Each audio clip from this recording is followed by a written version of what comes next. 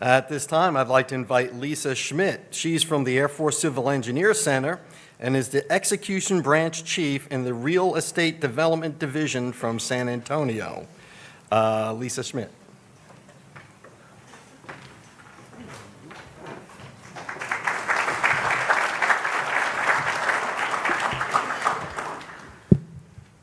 Well, I guess it doesn't move. Oh, yes, it does. There we go. Okay, good morning, everybody.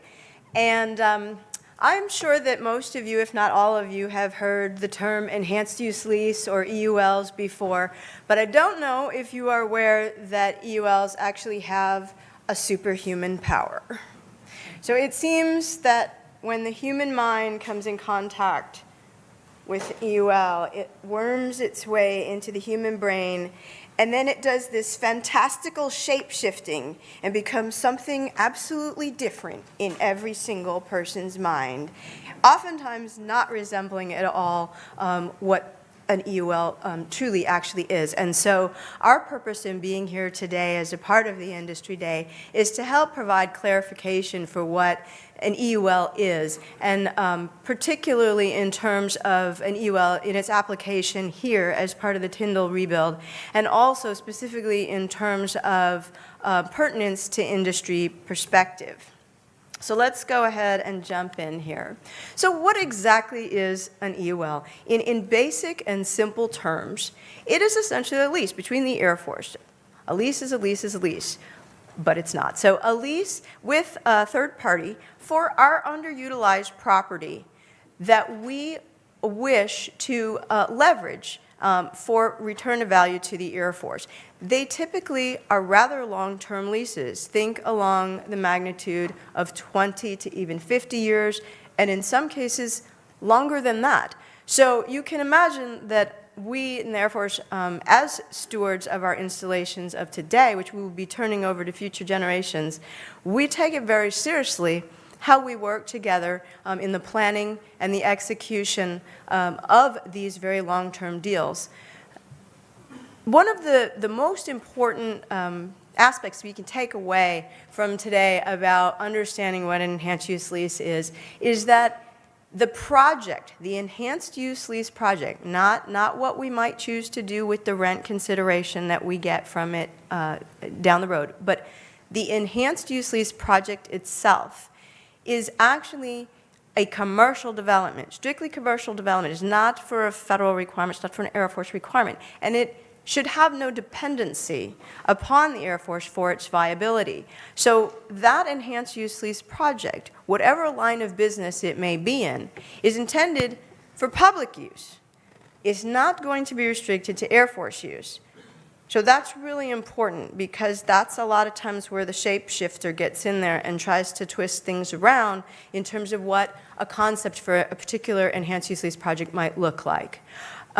It's also important to understand that because it is commercial development, not for an Air Force requirement, but the lessee who ultimately is running that project, they are responsible to operate that project and to compensate the Air Force in terms of rent consideration. And that rent consideration can take a few forms. It might be in cash.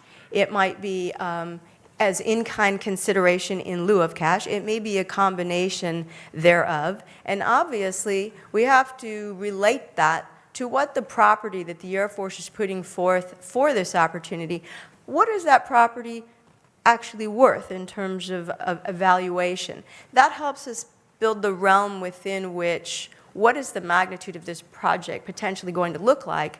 It's going to be tied back essentially to the valuation of the land, both in its raw state and its improved state for that commercial development. It's also important to understand that the lessee will be responsible for the project utilities and services, and that taxes, whether they be levied municipally, by the county, or by the state, those are still applicable. There may be, of course, arrangements, agreements that may be created between those taxing entities and that lessee. There may be opportunities for taxing incentives and those sorts of things, but those are not those are not automatically baked into enhanced use lease here at Tyndall. They are not automatically to be assumed, and they're nothing that we can grant from the Air Force. So I just wanted to underscore that a little bit, because sometimes that's a place of misunderstanding.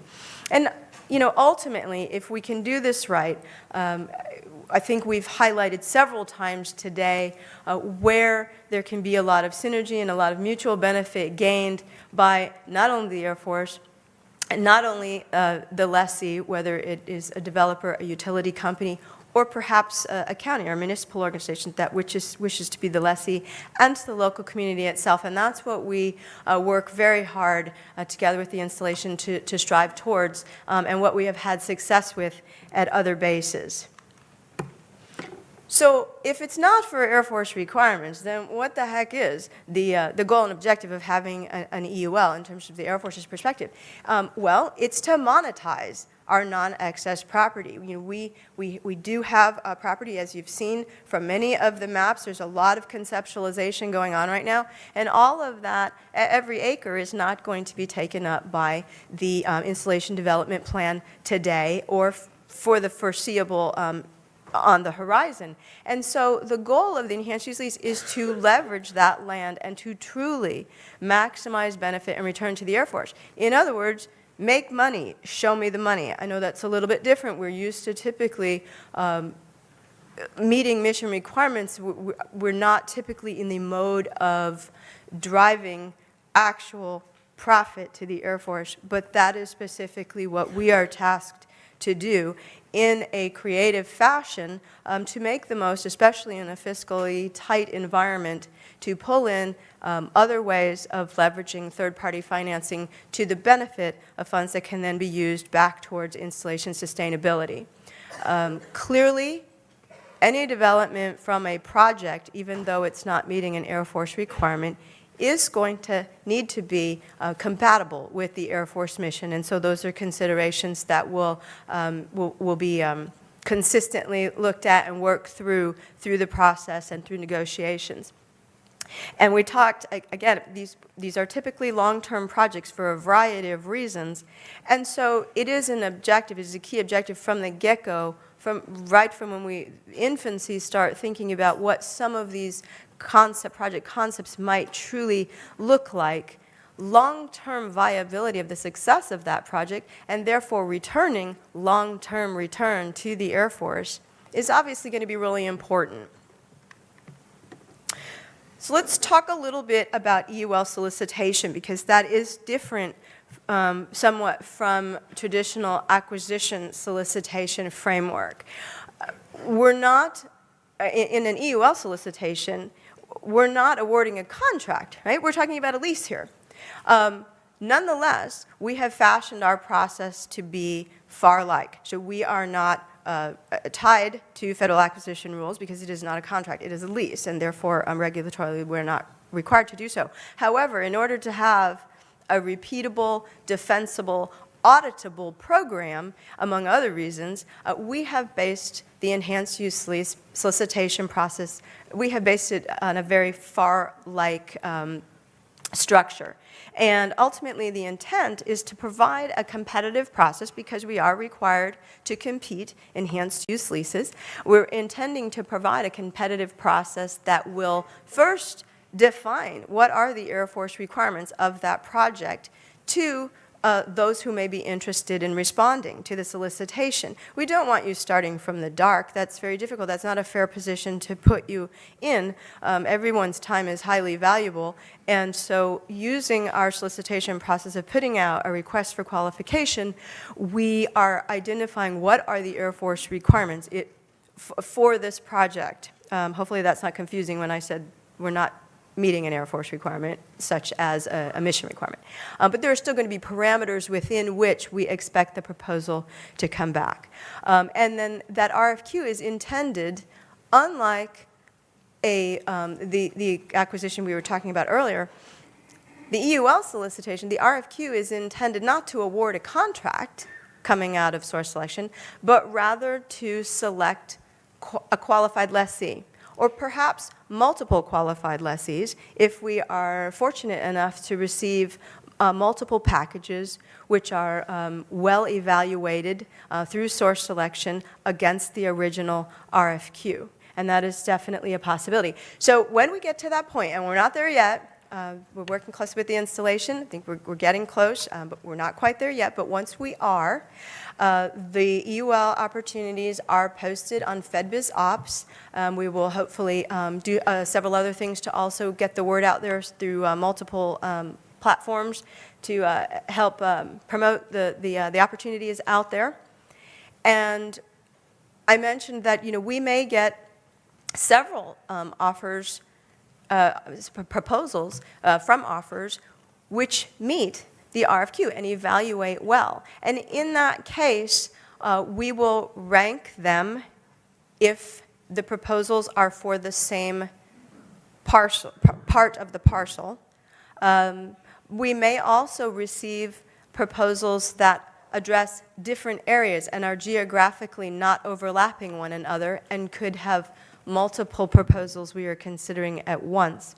In the event that we have more than one for the same geographical footprint, then we do rank them and we do make that known as the results of the source selection are presented out to everyone. The intent coming out of it, okay, so we've selected qualified lessees. That's different than awarding a contract because now actually we have the real work to begin from us. I mean, of course, we've done work to develop the RFQ, but the real work together hand in hand with the lessee because we've selected folks to sit down at the table one-on-one and conduct negotiations to see if together we can come up with mutually agreed upon lease terms that meet the business requirements of the lessee and also meet the Air Force's objectives of maximizing return to the Air Force and compatibility with the mission and so on and so forth. Oop, did I skip one? I think I did. There we go. Okay, so we've talked about what an EUL is, and to keep the shapeshifter from doing anything it shouldn't be doing back here, we're going to try to remove a little bit more fuzziness and tie down a little more. What is an EUL not? So since it is not to meet Air Force requirements, it's not a way to do privatization of things that would be utilized by the Air Force. And we put some examples on the slide. For example, privatized housing, privatized lodging, privatized dorms, privatized office space, privatized utilities. Those are not enhanced use lease. Those are all separate other things that happen in the Air Force, but it is not ultimately meeting the intent of maximizing return to the Air Force. Those are actually meeting true Air Force requirements other than generating profit for sustainability, third-party leverage profit for sustainability. So another way to think about that is, simply put, an EUL is not a MILCON workaround. It's to make money on land we have that we're not intending to use for the Air Force right now, and that we can then turn around and use that money to meet Air Force requirements. So another place where confusion we see happen is, well, how does Air Force community partnering, or just the general idea of community partnering, how does that break out from what is an EUL? Because community partnering is a broad umbrella which is very robust and has a lot of capability within it. To help understand how do the two differ from each other and yet complement each other oftentimes, or can complement each other. If you think of it this way, an enhanced use lease really in the strictest of terms really isn't partnering. Even though in the vernacular we'll say the word we're partnering with community, we're partnering with developers to come up with a deal, but really, so it's cooperation. We're using that word to really mean cooperation. But really and truly, enhanced use lease is a business deal, and it doesn't, in addition to not meeting Air Force requirements, it really is intended that both parties get return on investment. Both parties are hopefully profiting and profiting well. Whereas true partnering, true community partnering, as best as I can help differentiate the two, oftentimes in contrast, means working together to meet a shared requirement. So, for example, you know, I know you don't have snow here in San Antonio, but San Antonio. How about Florida? I live in San Antonio. We don't have snow in either place, but some of our installations combine forces, the installation with the local, either the local township or even the local county, because as a larger group, you gain leverage to perhaps stand in better stead to get better terms for a contract, and therefore you are saving money. You're meeting your shared requirement well, and you're saving money. You're doing it at less cost. Or perhaps you both have assets that you're not getting 100% use out of, and you may benefit and remove the need for duplication by sharing, such as sharing libraries. You may be able to pay less for training if you come up with an intergovernmental service agreement or an MOU or an MOA to both do some teachers' trainings that you share, and you only have to pay for, you know, the combined instead of paying for them separately. So either parties oftentimes will realize a savings or a cost avoidance in tandem with the fact that you're meeting a shared requirement. So hopefully that maybe helps separate a little bit where the world of EUL pulls apart from the true spirit of community partnering.